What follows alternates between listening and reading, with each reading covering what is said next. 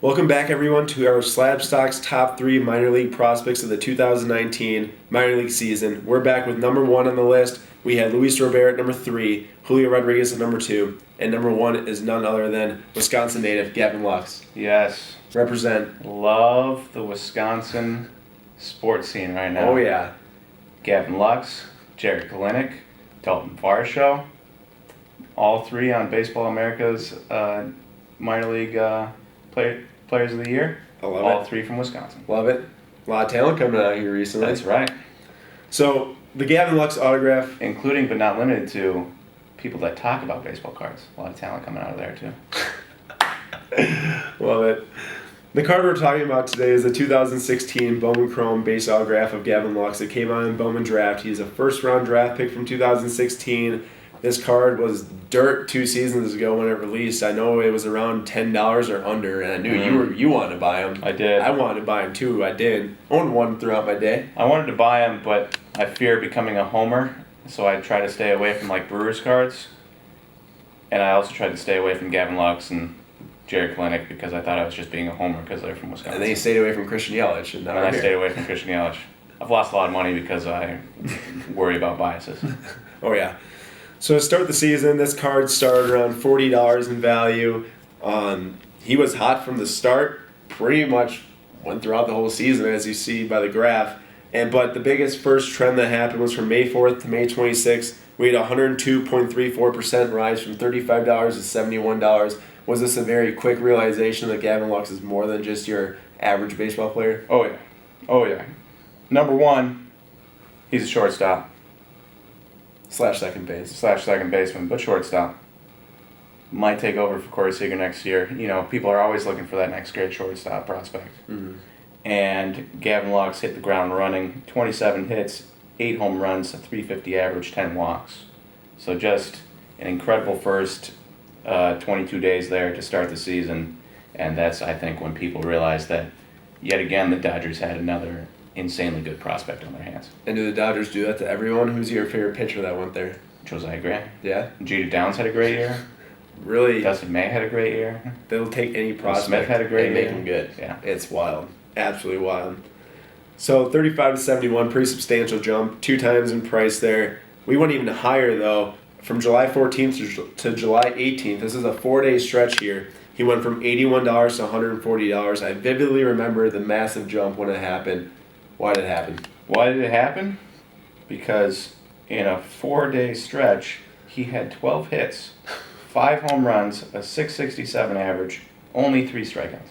Woof. 4 days. That's insane. 12 hits. That's probably one of the best 4-day stretches of the entire season. Yeah, it's incredible.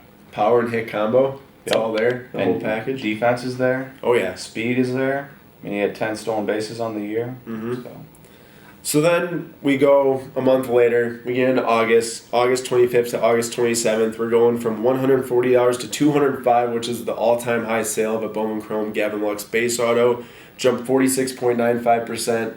What's the big moment that happened in here? There isn't really any big moment in the stats. Well, the stats. So there's 2 hits, 1 home run, .285 average, 1 K, 0 walks. Mm-hmm. But? There had to have been news about him getting called up. Yeah. Because once that call-up happened, yeah, prices went up. Skyrocketed. Generally, when there's not stats to correlate with a price increase, something other than that happened, like an injury, a call-up, a trade. Yep. You know, trades do a lot to prices. Josiah Gray. Or Would Blake. not be a $20 auto if he was on the Reds. Blake Rutherford, Yeah. $80 to $5. Yeah. That's a crazy He drop. had a good year this year, though. Yeah. Decent year this year. Well, better than last year. Yeah. So then gets called up, hits his first bomb yesterday, 2 days ago? 2 days ago, I think. 2 days ago. Pretty nice one, actually. But from September 2nd to September 10th, dropped from 205 to 121 around the range when he was in the minors with a 38.10% drop. Is that just people not seeing home run in the majors? Are they expecting, the next MVP right away? Why does this happen when prospects get called up? Well, I think there's a couple of reasons. Number 1, he wasn't super hot. He had 6 hits, a home run, a .250 average, 3 walks, 5 strikeouts in that time. All in the MLB. All in the MLB. So, decent numbers for a rookie, 21-year-old shortstop prospect playing in the best team in the MLB is obviously going to be a little bit of a daunting task. To go along with it, you got guys like Aristides Aquino on the Reds, who was tearing the cover off the ball. You guys like Jordan Alvarez earlier in the year tore the cover off the ball when he got called up. Keston Hiura tore the cover off the ball. So I think there was a little bit of, if you don't come up and hit instantly, we're going to need to sell. Yeah. And I think people are going to really regret that. I think so too. And out of the 3 players we discussed in our top 3 minor league players of the year, this is the only one that going forward from today until end of September and October will be playing baseball for MLB team.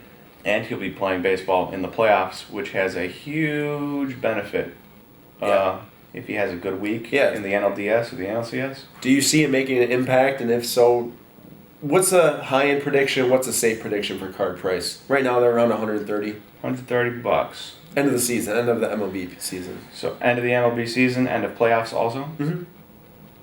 Depends on how he does, obviously, right, which is always the case. If he gets to play a team like the Brewers with iffier pitching or the Cubs with iffier pitching in the NLDS, I could see a solid maybe $30, $40 jump. For sure. Yeah. And it's really all in the big moment too. He has one big moment, like one huge out to save the game, or one big hit, one big home run, and boom. Yep. So I would recommend not selling your Gavin Lux right now if you have him. If you're thinking, $250 to start the year. There's so many players that start like that. Keston Hiura started like that. Yep. So many players have to get warmed up. They're not all going to be Austin Riley in the first month or Aquino in the first month. And then if they are Austin Riley, yeah, and his scout grades don't back up what he's doing in the majors, you better sell then. Yeah. Whoever didn't sell then lost out on a lot of money. So that's at the end of the MLB season. Let's say if he has a starting shortstop role going into the year next year, or even starting second base. Even starting second base, how much hype is going to be around Gavin Lux, and where can we see these things in the spring? I think you'll see a lot of hype in spring training. Where could they go? It's tough because it's MLB. Yeah. Right? Always tough to get price boosts in the MLB. People are weird like that. But he's also one of those few guys that I could definitely see winning an MVP.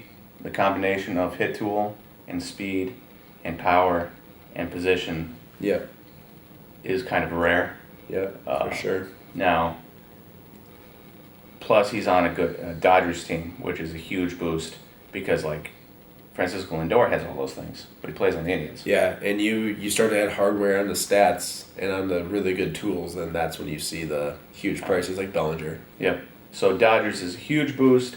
I think he could definitely be fighting for MVPs within the next 5 years. Yeah. And I think he will be a $200+ card. Love it. Absolutely love it.